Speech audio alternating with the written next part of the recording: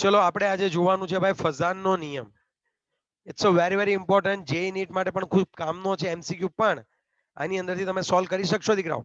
હવે તમે સમજો, આપણને ખબર છે કે જ્યારે આપણે NaCl ની વાત કરીએ તો NaCl માં કયા પ્રકારનો બંધ હોય છે મને કહો તો? NaCl માં આયનીય બંધ. આયનીય બંધ હોય છે. આયનીય અને બીજો કયો બંધ આવશે કહો તો? સહસંયોજક બંધ. સહસંયોજક બંધ. સહસંયોજક બંધ. પણ ક્યારેય કોઈ બંધ સંપૂર્ણપણે આયનીય નથી હોતો કે સંપૂર્ણપણે સહસંયોજક નથી હોતો. તમને ભલે આયનીય બંધ લાગતો હોય પણ આની અંદર પણ સહસંયોજક લાક્ષણિકતા તો હશે જ. તો સર એ કેટલી સહસંયોજક લાક્ષણિકતા હોય સર? અને કેમ ખબર પડે કે ત્યાં આગળ એક્ઝેક્ટલી કેટલી સહસંયોજક લાક્ષણિકતા છે? કેમ ખબર પડે સર? ચલો એ કેમ ખબર પડશે તો હું તમને કહી દઉં કે એના માટે ફઝાને નિયમ આપ્યા હતા. એના માટે જ કે ભાઈ તમારા આયનીય બંધમાં સહસંયોજક વલણ જે છે ફઝાનના નિયમ દ્વારા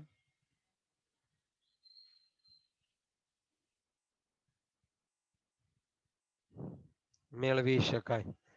કોના દ્વારા મેળવી શકાય? આયનીય બંધમાં સહસંયોજક વલણ ફઝાનના નિયમ દ્વારા મેળવી શકાય. Okay, yes or no?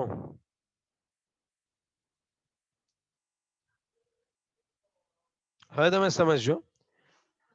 Okay, તો પહેલો મુદ્દો શું ડન થઈ ગયો કે કોઈ ક્યારેય પણ કોઈ પણ બંધ સંપૂર્ણ આયનીય નથી હોતો કે સંપૂર્ણ સહસંયોજક હોતો નથી. આયનીય બંધમાં પણ સહસંયોજક લાક્ષણિકતા હોય છે જે ફઝાનના નિયમ દ્વારા મેળવી શકાય. ચલો આટલું ક્લિયર? કે આ માજી ડાઉટ? ક્લિયર. હવે સવાલ એ છે કે સર તો એ લાક્ષણિકતા કેટલી એ ખબર કેમ પડે? હવે તમે સમજજો. તો પહેલો મુદ્દો અહીંયા લખું છું. આયનીય બંધમાં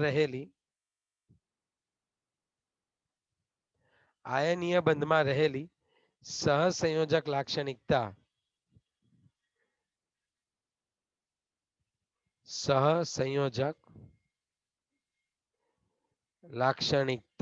ચલે છે એકના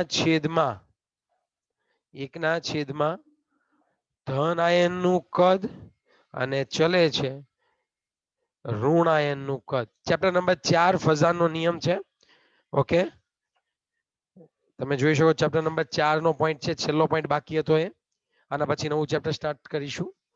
પરંતુ સહસંયોજક લાક્ષણિકતામાં m+n અને જે ઋણ આયન હોય તે x⁻⁻n છે.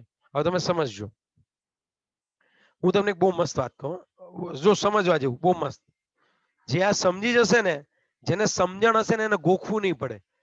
એટલે ના ગોખવું પડે એટલે યાદ રાખજો તમે. ધારો કે હું ઋણ આયન સમાન રાખું, અહીંયા ક્લોરીન જ રાખું છું અને અહીંયા આગળ હું રાખું છું લિથિયમ, સોડિયમ, પોટેશિયમ અને રુબિડિયમ. હવે આ બધે વચ્ચે બંધ બન્યો તો અહીંયા આગળ હું તમને એક વાત કહું કે કયો જે છે સહસંયોજક વધારે હોય અને કયો આયનીય વધારે હોય. તો LiCl જો આ બધા ઇલેક્ટ્રોન સ્વીકારવા વાળા આયનીય બંધમાં શું હોય ખબર? આ ક્લોરીન તો બધા જ ઇલેક્ટ્રોન સ્વીકારવા વાળા થઈ ગયા. હા કે ના? સમાન રીતે સ્વીકારે. આમાંથી કોણ ઇલેક્ટ્રોન સૌથી વધારે આપવાની વૃત્તિ ધરાવે? લિથિયમ, રુબિડિયમ છે તો આ બંનેમાંથી ઇલેક્ટ્રોન કોણ વધારે દાન કરે? લિથિયમ કે રુબિડિયમ? આયનીકરણ એન્થાલ્પી કોની ઓછી કહો તો?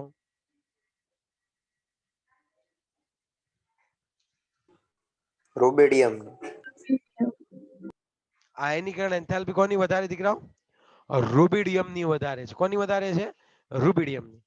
તો એના કારણે એવું કહી શકાય કે આ ઇલેક્ટ્રોન સરળતાથી આપે.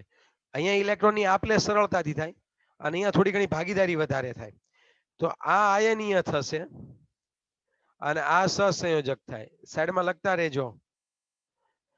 રુબિડિયમ સરળતાથી ઇલેક્ટ્રોન આપશે. હા કે ના દીકરાઓ? જો આમ હોય આ લિથિયમ, પછી આમ સોડિયમ ને આમ નીચે જતા જાઓ એમ કદ વધતું જાય, એમ અંતર વધતું જાય. ઇલેક્ટ્રોન સરળતાથી દાન કરે તો રૂબિડિયમ ઇલેક્ટ્રોન સરળતાથી દાન કરે તો આ આયનીય હોય, ઓકે, અને આ સહસંયોજક હોય. હવે તમે નિયમ જુઓ કે સહસંયોજક લાક્ષણિકતા છે બધા આયનીય બંધ, પણ આમાં સૌથી વધુ સહસંયોજક લાક્ષણિકતા ક્યાં હશે?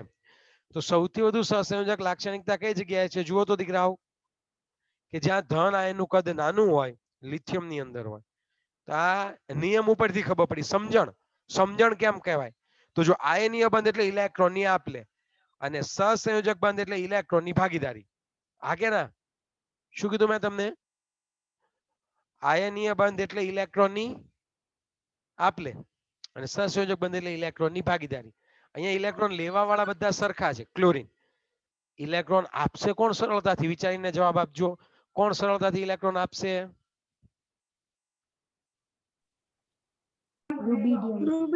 રૂબિડિયમ. તો એ બંધ વધુ આયનીય થાય, કારણ કે આપલે સારી એવી આપલે ક્યાં થઈ? કહો તો સારી એવી આપલે ક્યાં થઈ ઇલેક્ટ્રોનની? રૂબેડિયમ પાસે. રૂબિડિયમ ક્લોરાઇડ માં. એટલે આ આયનીય, અને આ કયો આવશે દીકરાઓ? સહસંયોજક આવશે. નાઉ ઇઝ ઇટ ક્લિયર? હા કે ના? હવે આપણે જોઈએ તો આયનીય સહસંયોજક તો થઈ ગયું. હવે આપણે કોની વાત કરવાની છે? તો આયનીય સહસંયોજક બાદ હવે આપણે જેની વાત કરવાની છે એની વાત કરીએ તો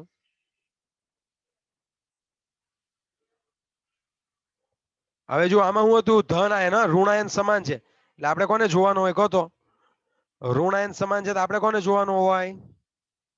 ધન આયન. ધન આયન ને. હવે આમાં હું ધન આયન સમાન રાખું તો કોને જોવાનો રહે? ઋણ આયન. ઓકે, તો હવે હું એ વસ્તુ કરવાનો છું. હા, તો હવે હું એ વસ્તુ કરવા જાઉં છું. તો સમજજો.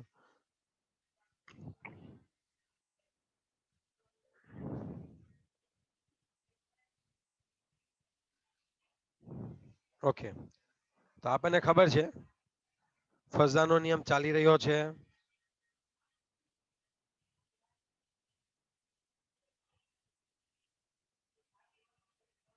ઓકે, એક જ સેકન્ડ. હું જરા સેન્સિટિવિટી વધારી દઉં પેનની. ચલો હવે સમજો. તો સહસંયોજક લાક્ષણિકતા જે હોય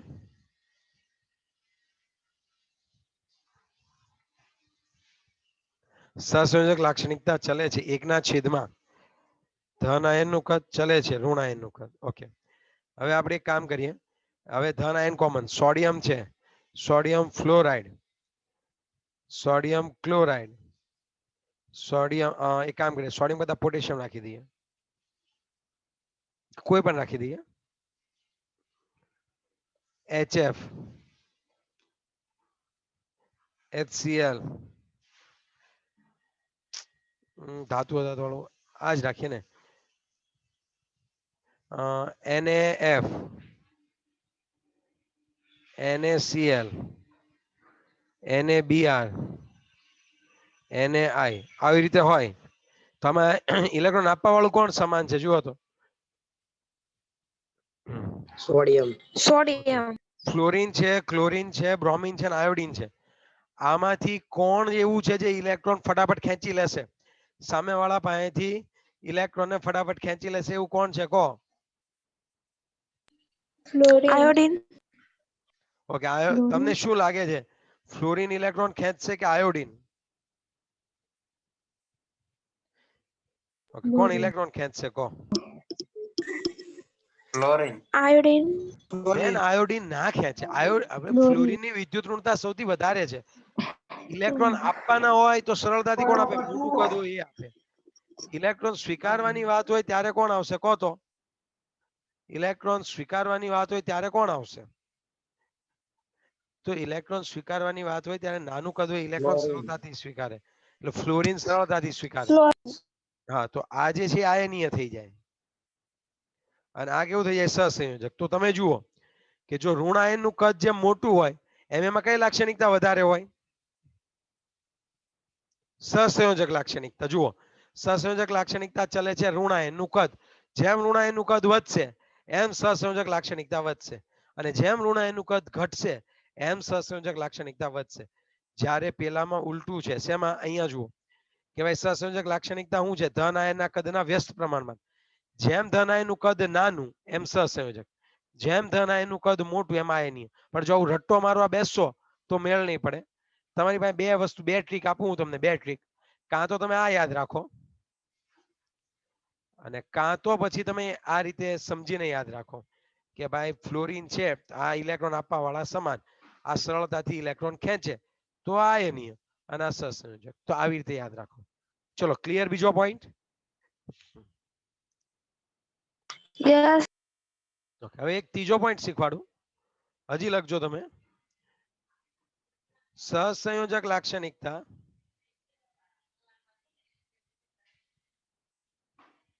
ચલે છે. સહસંયોજક લાક્ષણિકતા ચલે છે ધન આયન પરનો વીજભાર.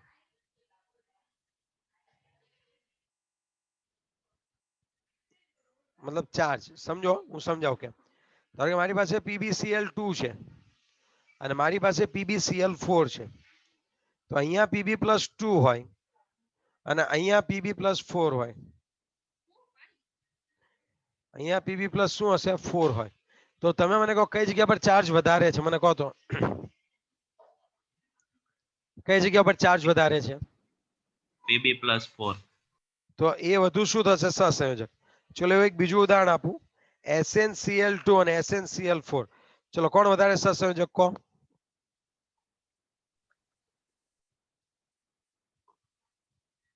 SnCl4.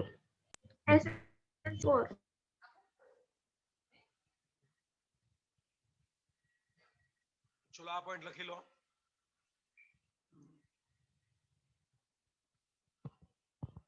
આ પોઈન્ટ લખી લીધો? Yes. ઘણી વખત MCQ માં પૂછાય છે નીચેનામાંથી કોણ સૌથી વધુ સહસંયોજક છે? તો પછી તમને ખ્યાલ હોવો પડે કે તમારે શું લખવાનું છે. ઓકે ઓકે, ચલો નેક્સ્ટ પોઈન્ટની વાત કરીએ આપણે. તો ખાસ સમજો, ખાસ સમજો દીકરાઓ. હવે એક અલગ ટોપિક એટલે સમજી લઈએ. ધ્રુવીભવન વિશે આપણે માહિતી મેળવીએ. ધ્રુવીભવન કોને કહેવાય એ. ઓકે, પહેલા આપણે કોની વિશે માહિતી મેળવવાની છે? ધ્રુવીભવન. ધારો કે અહીંયા આયોડીન હતો, આયોડીન.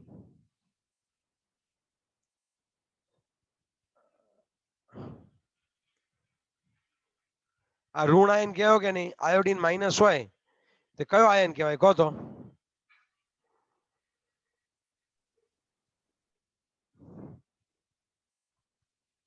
આ ઋણ આયન છે. ઓકે, હવે આયોડીન માઇનસ ની વાત કરીએ. હવે અહીંયા Mg+2 આવે, સપોઝ અહીંયા Mg+2 આવે તો શું થાય? મને કહો તો. ચલો આ ધન આયન એની નજીક આવે તો શું થાય? કોઈ મને કહેશે કે નહીં કે ભાઈ આ ઋણ આયન છે ને આ ધન આયન છે. જેમ જેમ ધન આયન ઋણ આયનની નજીક આવે એમ એમ આ જે ઋણ આયનના જે ઇલેક્ટ્રોન હોય એને પોતાની તરફ ખેંચે થોડા ઘણા. હા કે ના? ખેંચે કે નો ખેંચે? હા. એટલે આને શું થયું કહેવાય? કે આને આ જે ધન આયન દ્વારા ઋણ આયન જે હોય એની અંદર વિકૃતિકરણ ઉત્પન્ન થઈ કહેવાય. અને આ વિકૃતિકરણ ઉત્પન્ન કરવાની ક્રિયાને જ ધ્રુવીભવન કહેવાય. અને બીજું, આ ધ્રુવીભવનના કારણે શું થાય કે બંનેના જે કેન્દ્ર હોય Mg અને I હોય એમની વચ્ચે જે બંધ હોય ત્યાં આગળ ઇલેક્ટ્રોનની જે ઘનતા છે એ ઇલેક્ટ્રોનની ઘનતા અહીંયા આગળ વધી જશે દીકરાઓ. પડી સમજ તમને? આ બંધ ઉપર. અને એ સહસંયોજક લાક્ષણિકતામાં વધારો કરે. ફરીથી સમજાવું. આયોડીન માઇનસ ની આસપાસ શું હોય મને કહો તો. આયોડીન માઇનસ હોય તેની આસપાસ શું હોય મને કહો. ચલો જલ્દી.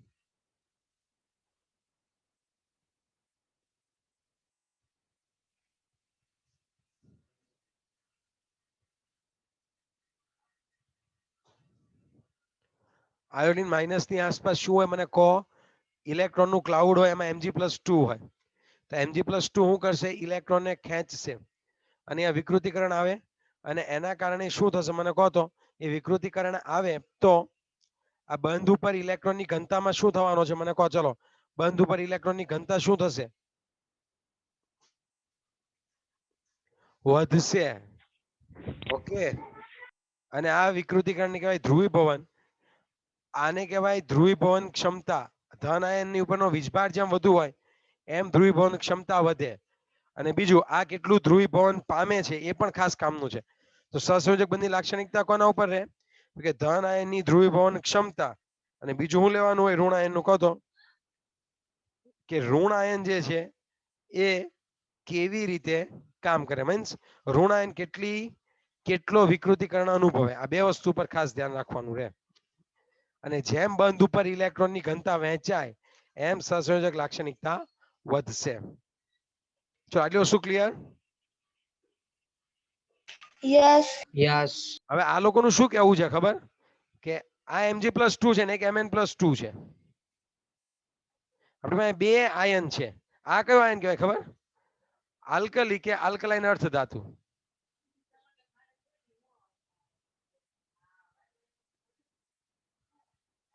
આલ્કલી અને આલ્કલાઇન અર્થ ધાતુ હોય એનો આયન છે. અને એની ઇલેક્ટ્રોન રચના કઈ છે? NH2 NP6. આ જો આ નિયોન જેવું થઈ ગયું. Mg+2 એટલે નિયોન થાય કે ન થાય? હા. અને Mn+2 એટલે આ જે છે એ સંક્રાંતિ ધાતુ આયન છે. આને કયું કહેવાય? સંક્રાંતિ ધાતુ આયન. તો અહીંયા આગળ છે ને સમજજો, અહીં હજુ આ થોડુંક સમજવા જેવું છે. છેલ્લો પોઈન્ટ છે, છેલ્લે એટલે રાખેલું કે તમે શાંતિથી સમજો, બે વાર વાંચો, લખો, અને ના સમજ પડે તો કાલે પાછું પૂછો મને આ. ઓકે, એટલા માટે તો સમજજો. Mn+2 જે છે એ કઈ રીતે આપણે કરવાનું છે? તો અહીંયા આગળ તમે ખાસ સમજો કે આ જે છે એ સંક્રાંતિ ધાતુ આયન છે. કયો આયન છે? સંક્રાંતિ ધાતુ આયન. અને એની જે ઇલેક્ટ્રોન રચના છે એ આમ થશે NH0 N-1 DN. તો આ બંનેમાં કોણ વધારે ધ્રુવીભવન કરે ખબર? સંક્રાંતિ ધાતુ આયન. એટલે આ વધારે સહસંયોજક બનાવશે. ઓકે, તો લખવાનું કેવી રીતે સર? તો આમ લખવાનું, સમાન કદ અને ભાર ધરાવતા સંક્રાંતિ ધાતુ, જો સમાન ભાર +2+2, સમાન ભાર અને સમાન કદ ધરાવતા સંક્રાંતિ ધાતુ આયન આવડું આ Mn+2 કે જેની ઇલેક્ટ્રોન રચના NS0 N-1 DN છે તે આલ્કલી ધાતુ આયન અથવા તો આલ્કલાઇન અર્થ ધાતુ આયન કે જેની ઇલેક્ટ્રોન રચના NH2 NP6 છે તેના કરતા વધારે ધ્રુવીકરણ પામે. કોણ વધારે ધ્રુવીકરણ પામે કહો તો? હું સીધું એવું કહેવા માંગુ છું કે Mn+2 વધારે ધ્રુવીકરણ પામે. પણ મારે બધા આખા સંક્રાંતિ ધાતુ આયનને સમાવવો હોય તો બોલવાની પદ્ધતિ જુઓ કેમ બોલું છું. કે ભાઈ સમાન કદ અને વીજભાર ધરાવતા સંક્રાંતિ ધાતુ આયન કે જેની ઇલેક્ટ્રોન રચના NH0 N-1 DN છે એ આલ્કલી કે આલ્કલાઇન અર્થ ધાતુ આયન કે જેની ઇલેક્ટ્રોન રચના NH2 NP6 છે તેના કરતા વધારે ધ્રુવીકરણ પામે છે. પડી સમજ તમને? અને ધન આયન શું કરશે? તો કે ધન આયન પોતાની તરફને ઇલેક્ટ્રોન ભારને ખેંચીને ઋણ આયનને ધ્રુવીભૂત કરે. જો અહીંયા ધન આયને શું કર્યું? ધન આયન એટલે તમે કયો કહો છો? કહો તો. કાં તો Mg+ લો કે Mn+2 લો, પણ ધન આયન શું કરશે? ઋણ આયનને ધ્રુવીભૂત કરે. અને એના લીધે એ બંનેની વચ્ચે ઇલેક્ટ્રોન ભાર વધે છે. અને સહસંયોજક બંધમાં ચોકસાઈપૂર્વક આ પ્રમાણે બને છે. બે કેન્દ્રો વચ્ચે ભાર ઘનતા રચાય. શું રચાય? બે કેન્દ્રો વચ્ચે શું રચાય? ભાર ઘનતા રચાય છે. હવે ઓકે, હવે આધાર કોના ઉપર? તો કે ધન આયનની, યાદ રાખજો ખાસ, અહીંયા અલગ અક્ષરે લખું, લાલ અક્ષરે જ લખું, ધન આયનની ધ્રુવીભવન શક્તિ. ધ્રુવીભવન શક્તિ. પછી બીજું ઋણ આયનની ધ્રુવીભવનીયતા, કે કેટલો ધ્રુવીભવન પામે એમ. ધ્રુવીભવનીયતા લખતા રહેજો ને, નહીં આવડે કશું જ. અને વિકૃતિની માત્રા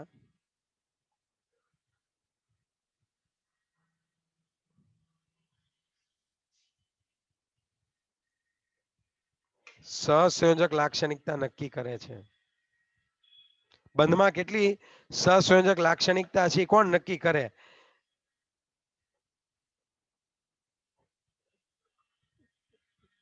બંધમાં કેટલી સહસંયોજક છે કોણ નક્કી કરે? તો કે ધન આયનની ધ્રુવીભવન શક્તિ, ઋણ આયનની ધ્રુવીભવનીયતા અને વિકૃતિની માત્રા. આટલી વસ્તુ જે છે એ નક્કી કરે કે તમારો જે બંધ આયનીય છે એમાં સહસંયોજક લાક્ષણિકતા કેટલી છે, એ આ 3 દ્વારા નક્કી થાય. આટલું લખો ત્યારે ફઝાનો નિયમ પૂરો થાય. તમારી ચોપડીમાં પેજ નંબર 108 ઉપર 3 ટપકા કરીને આપેલું છે. એ 3 ટપકા અને આખું લખવાનું થાય તમારે. જુઓ, કાઢો પેજ નંબર 108. ત્યાં ડાયાગ્રામ છે ને NH3 અને NF3, એની નીચે લખી નાખો ટૂંક નોંધ લખો ફઝાનનો નિયમ, અને જ્યાં પૂરું થાય ને 4.4 ત્યાં સુધી લખવાનું. ચલો, કેટલું લખવાનું એ ક્લિયર દીકરાઓ કે હજી ડાઉટ છે કહો તો? ક્લિયર. અને હવે હું ફરીથી ચલાવું છું આખો ફઝાનનો નિયમ. સાંભળજો, શાંતિથી સાંભળજો. તમારે ખાલી કે લખજો. ચોપડીમાં બહુ નાનું એવું આપ્યું છે, એમાં સમજવાનું બહુ ઓછું છે, પણ આપણે જે નીટ માટે સમજવાનું છે મેઇન. MCQ આમાંથી ખાસ પૂછાય દીકરાઓ. ચલો, આમાં પહેલું કે ટૂંક નોંધ લખો ફઝાનનો નિયમ. તો ફઝાનના નિયમ પ્રમાણે કોઈ પણ બંધ સંપૂર્ણપણે આયનીય નથી હોતો કે સંપૂર્ણપણે સહસંયોજક હોતો નથી. કોઈ પણ બંધ સંપૂર્ણપણે આયનીય નથી હોતો કે સંપૂર્ણપણે સહસંયોજક નથી હોતો. ક્લિયર? પછી શું કહેવાનું? પછી શું કહેશો તમે? કે ભાઈ આયનીય બંધમાં સહસંયોજક લાક્ષણિકતા પ્રવર્તી હોય છે, જે ફઝાના નિયમ દ્વારા જાણી શકાય. ઓકે, તો એમાં લખવાનું કે ધન આયનનું નાનું કદ, ધન આયનનું નાનું કદ અને ઋણ આયનનું મોટું કદ સહસંયોજક લાક્ષણિકતા વધારે છે. બીજું, જેમ ધન આયન પરનો વીજભાર વધશે, જેમ ધન આયન પરનો વીજભાર વધશે એમ શું થવાનું છે કહો તો? જેમ ધન આયન પરનો વીજભાર વધશે એમ એની સહસંયોજક લાક્ષણિકતા વધશે. હવે છેલ્લે કે સમાન કદ અને ભાર ધરાવતા સંક્રાંતિ ધાતુ આયન જે છે, એમાં જેની ઇલેક્ટ્રોન રચના, સાંભળજો, સમાન કદ અને વીજભાર ધરાવતા સંક્રાંતિ ધાતુ આયન કે જેની ઇલેક્ટ્રોન રચના NH0n-1d⁻n છે, એની એ આલ્કલી કે આલ્કલાઇન અર્થ ધાતુ તત્વ કે જેની ઇલેક્ટ્રોન રચના NH2np6 છે તેના કરતા વધારે ધ્રુવીકરણ પામે છે. ઓકે, મતલબ આ વધારે ધ્રુવીકરણ પામે. ધન આયન ઋણ આયનના ઇલેક્ટ્રોનને પોતાની તરફ ખેંચે છે અને ઋણ આયનને ધ્રુવીભૂત કરે છે, અને એના લીધે બંને કેન્દ્ર વચ્ચે જે બંધ હોય ત્યાં આગળ ભાર ઘનતામાં શું થાય છે? વધારો થાય છે. સહસંયોજક બંધમાં આ રીતે જ ભાર ઘનતા રહેલી હોય છે. ધન આયનની ધ્રુવીભવન શક્તિ, ઋણ આયનની ધ્રુવીભવનીયતા અને વિકૃતિની માત્રા સહસંયોજક બંધની લાક્ષણિકતા નક્કી કરે છે. That's all. આટલી વસ્તુ ક્લિયર. ઓકે, આ હતો આખો જ ફઝાનનો નિયમ. હજુ બી તમને કોઈ ડાઉટ હોય તો મને કાલે પૂછી શકો છો. પેજ નંબર 108 ચોપડીમાં તમારી પેજ નંબર 108 ઉપર આખો જ ફઝાનનો નિયમ મસ્ત આપેલો છે. કાલે 2 થી 3 વાર એને લખો અને એને સમજવાના પ્રયત્ન કરો. અને મેં જે રીતે લખાવ્યું ને ક્લાસ નોટ, એ સાથે રાખજો, તો જ તમને એ ખ્યાલ આવશે. હવે આમાં કોઈને કઈ ડાઉટ હોય તો હજુ બી તમે મને પૂછી શકો છો દીકરાઓ. ચલો, આ હતો આખો ફઝાનનો નિયમ. હવે હું તમને એક વસ્તુ કહેવા માંગીશ ખાસ. જુઓ, હવે સમજૂતી. જ્યારે ધાતુ આયન સાથે અધાતુ આયન જોડાય ત્યારે આયનીય લાક્ષણિકતા વધારે. અને જ્યારે અહીં નોંધ કરીને લખી નાખજો, જ્યારે બે અધાતુ પરમાણુ એકબીજા સાથે જોડાય ત્યારે તેમાં સહસંયોજક લાક્ષણિકતા વધારે. જુઓ, અહીંયા આગળ NaCl છે અને અહીંયા આગળ HCl છે. તો આ ધાતુ અને આ અધાતુ કહેવાય. જ્યારે બંને અધાતુ અધાતુ છે. તો આમાં કઈ લાક્ષણિકતા વધારે હોય કહો તો? આયનીય. અને અહીંયા અધાતુ અધાતુ છે, મતલબ બે ઇલેક્ટ્રોન ની જરૂર હોય. અધાતુ એને ઇલેક્ટ્રોન માંગતા જ ફરતા હોય. એટલે બે અધાતુ ભેગા થાય તો બંને ઇલેક્ટ્રોન જોઈએ, તો ત્યાં ભાગીદારી થાય. અને અહીંયા કેવું થાય, જ્યારે ધાતુ હોય ને ધાતુ, તો લાય ભાઈ ઇલેક્ટ્રોન જોતો તો લઈ જા. ધાતુ હોય તો ઇલેક્ટ્રોન તરત આપી દે. આ ઇલેક્ટ્રોન આપી દે અને આ ઇલેક્ટ્રોન સ્વીકારી લે. તો અહીંયા આગળ કયો બંધ વધારે બને કહો તો સરળતાથી?